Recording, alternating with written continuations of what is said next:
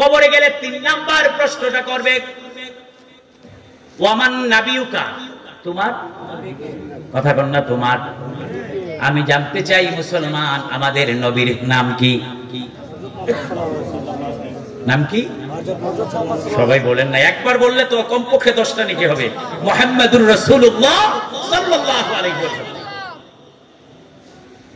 সহজ না কঠিন? সহজ।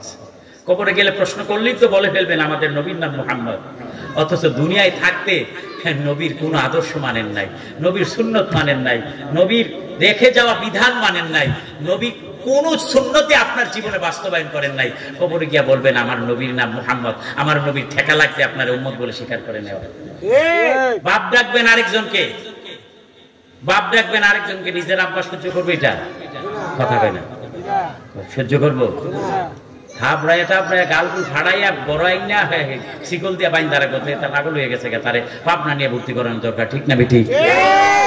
দুনিয়ার জিন্দেগিতে রাসূলকে মানেন নাই, রাসূলের সুন্নাত মানেন নাই, রাসূলের আদর্শ আপনার জীবনে বাস্তবায়ন করেন নাই। কবরে গিয়ে বলবেন যে আমার নবীর নাম মুহাম্মদ, আমার নবীর ঠেকা লাগছে আপনার উম্মত বলে স্বীকার করা। কবরে যখন রাখি আমরা বলি বিসমিল্লাহি ওয়া আলা মিল্লাতে রাসূল, রাসূলের মিল্লাতে, আল্লাহর নামে রাসূলের মিল্লাতে তোমাকে রাখতে গিয়েছে, অথচ দুনিয়ায় থাকতে রাসূলের মিল্লাতের ধারে কাছে আপনি ছিলেন না, রাসূলের মিল্লাতের কোনো কিছুতে আপনি ছিলেন না। কবরে গেলে আপনি বলে ফেলবেন আমার নবীর নাম ছিল মুহাম্মাদুর রাসূলুল্লাহ, কোনো সুযোগই নাই, সুযোগই নাই। দুনিয়ার জিন্দেগি যদি রাসূলকে অনুসরণ করতে পারেন, অনুকরণ করতে পারেন, কবরে গেলে জবাব দিতে পারবেন আমার নবীর নাম মুহাম্মদ। আশ্চর্যের বিষয় কি জানেন? হাদিসটা তিবরানী শরীফে এসেছে, এতক্ষণ যে হাদিসটা বলেছি এই হাদিসটা তিবরানী শরীফে এসেছে। আচ্ছা, এবার একটা সাধারণ প্রশ্ন বলেন তো, কবরে প্রশ্ন করবে কয়টা? সবাই বলেন না কয়টা? 3টা। কিন্তু কবরে প্রশ্ন করবে সহিহ হাদিস দ্বারা বর্ণিত হয়েছে একটা। কয়টা? যেটা তিরমিজি শরীফে এসেছে, একটা প্রশ্ন করবে, তাও সেটা আল্লাহ সম্পর্কে করবে না, দিন সম্পর্কেও করবে না, এটা করবে আমার নবী সম্পর্কে। একটা প্রশ্ন করবে, সেটাও করবে নবী সম্পর্কে। তবে ঈমান আকীদা ঠিক করে নিতে হবে। জমহুর উলামায়ে কেরাম, আহলে সুন্নাত ওয়াল জামাতের যারা ইমাম ছিলেন তারা বলেছেন যে না, কবরে প্রশ্ন করবে এই তিবরানী শরীফের 3টা হাদিসের 3টা প্রশ্ন আর তিরমিজি শরীফের একটা, মোট 4টা প্রশ্ন করবে। কবরে প্রশ্ন হবে কয়টা? 4টা। অথচ 4 নাম্বারটার ক্ষেত্রে আমরা অধিকাংশ জানিই না, অথচ যেটা সহিহ হাদিস দ্বারা প্রমাণিত। 4 নাম্বার যে প্রশ্নটা করবে এটা সহিহ হাদিস দ্বারা তিরমিজি শরীফে এসেছে, প্রমাণিত। আমার ভাইরা, অল্প সময়ের ভিতরে ইনশাআল্লাহ আমি বিদায় নিচ্ছি। আমি হাদিসটা আপনাদেরকে শুনিয়ে যেতে চাই। আল্লাহ রাসূল বলছেন একজন দিনদার নেককার ব্যক্তির ইন্তেকাল হবে। একটু খেয়াল করেন, দিনদার নেককার ব্যক্তির ইন্তেকাল হবে। কবরে মুনকার নকির এসে তাকে জাগিয়ে প্রশ্ন করবে। কি প্রশ্ন করবে? ওই 4 নাম্বার প্রশ্নটা করবে। কবরে, আমার কবরে, আপনার কবরে, প্রত্যেকটা উম্মতে মুহাম্মাদির কবরে আল্লাহর হাবিব সাল্লাল্লাহু আলাইহি ওয়াসাল্লামকে হাজির করা হবে, অথবা রাসূলের চেহারা মুবারক ওই কবর শায়িত ব্যক্তিকে দেখিয়ে প্রশ্ন করা হবে, ওমান হাযার রাজুল, ওই যে ব্যক্তি দেখছো, এই ব্যক্তির সম্পর্কে তোমার ধারণা ছিনি, জানাশোনা ছিনি, এই ব্যক্তি সম্পর্কে তোমার কোনো পরিচয় আসেনি, তুমি এই ব্যক্তি সম্পর্কে কি ধারণা করো? ওমান হাযার রাজুল, এই ব্যক্তি সম্পর্কে তুমি ধারণা দাও। সুবহানাল্লাহ বলবেন না? প্রশ্ন করবে এই একটাই, মুসলিম শরীফের হাদিসে এসেছে। আমার ভাইয়েরা, আল্লাহর হাবিব সাল্লাল্লাহু আলাইহি ওয়াসাল্লাম বলছেন নেককার ব্যক্তি, দিনদার ব্যক্তি জবাব দিবে ওয়া সাইয়্যিদুনা নাবিয়্যিনা শাফিঈনা হাবিবিনা মুহাম্মাদুর রাসূলুল্লাহ সাল্লাল্লাহু আলাইহি ওয়াসাল্লাম। তিনি হচ্ছেন আমার নবী, আপনার নবী, উম্মতের কান্ডারি নবী, রাহমাতাল লিল আলামিন। আপনি নেককার দিনদার এই জবাব দিয়ে দিবেন। এবার মুনকার নকির জান্নাতের ফেরেশতাদেরকে লক্ষ্য করে বলবেন, জান্নাতের ফেরেশতারা জান্নাতের দরজা সমূহের একটা দরজা তুমি খুলে দাও। ওই কবরে শায়িত ব্যক্তির কবর বরাবর জান্নাত থেকে জান্নাতের নাজ নেয়ামত আপনার কবরে আসতেই থাকবে, আসতেই থাকবে।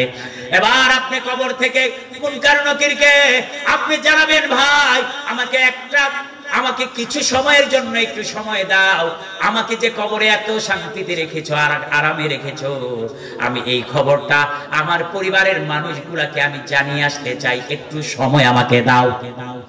আমি গিয়ে আমার পরিবারের মানুষগুলাকে জানাই আসি আমাকে যে কবরে এত শান্তিতে রেখেছো। কিন্তু মুনকার নাকির বলবে না না না, আর এই দুনিয়ায় ফিরে যাওয়ার তোমার আর কোনো সুযোগ নাই। হে আল্লাহর বান্দা, তুমি এবার কবরে একটা ঘুম দাও, ঘুম দাও। হাদিস শরীফে আছে কেমন ঘুম?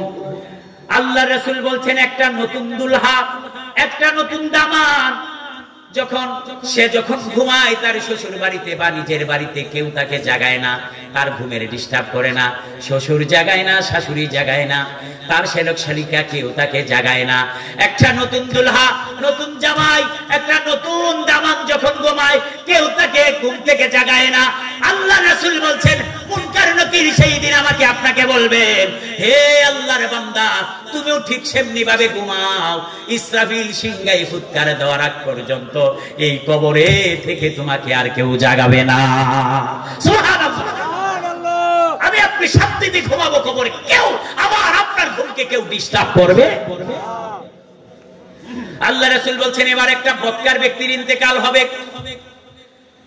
একটা বদ্দিন ব্যক্তির ইন্তেকাল হবে। তার কবর যখন শায়িত করা হবে মুনকার নাকির এসে তাকে জাগ্রত করবে, আমার নবীকে দেখায় প্রশ্ন করবে, ওমান হাজার রাজুল, এই ব্যক্তি সম্পর্কে তোমার পরিচয় আছেনি, জানাশোনা আছেনি, এই ব্যক্তিকে তোমার জানা আছে কিনা? এবার যে এই ব্যক্তি দুনিয়াতে রাসূলকে মানতো না, দ্বীন মানতো না, ইসলাম মানতো না, আল্লাহর ইবাদত বন্দেগী করতো না, এই ব্যক্তি আমার নবীকে চিনার কোনো সুযোগ থাকবে না। সে দ্বিধান্বিত হয়ে যাবে, কিং কর্তব্য বিমূঢ় হয়ে যাবে, কি জবাব দিবে সে এটা খুঁজে পাবে না। শেষ পর্যন্ত সে একটা কথা বলবে, দুনিয়াতে এই ব্যক্তি সম্পর্কে আমার যেমন ধারণা ছিল এখন কবরে সেই ধারণা, অর্থাৎ দুনিয়াতে এই ব্যক্তি সম্পর্কে মুহাম্মদ সাল্লাল্লাহু আলাইহি ওয়াসাল্লাম সম্পর্কে আমার ভালো ধারণা ছিল না, কেননা আমার কাছের মানুষগুলা তার ব্যাপারে বিশুদ্ধার করত, তার ব্যাপারে সমালোচনা করত, তার চরিত্র নিয়ে কটাক্ষ করত, আমি সেইগুলো বিশ্বাস করতাম। আমি মুহাম্মদকে ভালো জানতাম না, দুনিয়াতেও জানতাম না, এখনো আমার এর চাইতে বেশি জানা শোনা। আমার ভাইরা, সেই দিন উপায় থাকবে নি। এই প্রশ্নের জবাব যখন আপনার জবান থেকে আসবে, ফেরেশতারা বলবে আল্লাহর বান্দা, জানতাম তুমি এই কবরে এই জবাবই দিবে, আমরা জানতাম এই জবাব তুমি কবরে দিবে, কেননা দুনিয়াতে এই নবীকে তুমি মানো নাই, এই নবীর সুন্নত, এই নবীর আদর্শ তুমি মানো নাই, সুতরাং তুমি যে খবরে এই জবাব দিবে এইটা আমরা জানতাম। এবার জাহান্নামের ফেরেশতাদেরকে লক্ষ্য করে মুনকার নাকির বলবে, হে জাহান্নামের ফেরেশতারা, একটা দরজা খুলে দাও, এই কবরবাসীর কবর বরাবর, আমার আপনার কবর বরাবর জাহান্নামের দরজা খুলে দেওয়া হবে। জাহান্নাম থেকে আগুন সাপ বিচ্ছু এসে আপনার কবরটাকে জাহান্নামের একটা অংশ বানাইয়া ফেলবে। ও মুসলমান, কেমন আগুন! দুনিয়ার এই আগুনের চাইতে 70 গুণ বেশি তাপমাত্রা থাকবে, তেজস্ক্রিয় হবে এই জাহান্নামের আগুন। সেই আগুন আপনার কবরে এসে হাজির হয়ে যাবে, জাহান্নামের সাপ বিচ্ছু এসে হাজির হয়ে যাবে। কেমন সাপ? হাদিস শরীফে আসছে, দুনিয়াতে আমরা সাধারণত 2 মুখা সাপ দেখি, সর্বোচ্চ 2টা মুখ আছে। শঙ্খ সাপের কয়টা মুখ আছে? 2টা মুখ। সাধারণত একটা বিষাক্ত সাপ দেখলে আমরা বেহুশ হয়ে যাই, আমাদের হুঁশ থাকে না, ঠিক না ঠিক?